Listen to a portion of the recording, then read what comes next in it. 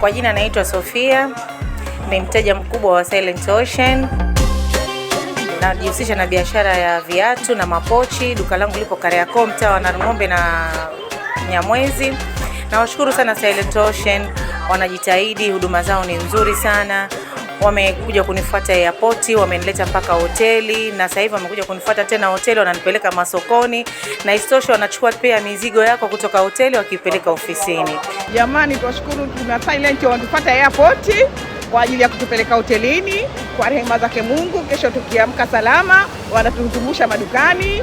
Silent bwana kiboko, Silent simba wa bahari. Karibuni sana, huduma zote za kupokewa, huduma za kuzungushwa masokoni tunazitoa Silent Ocean.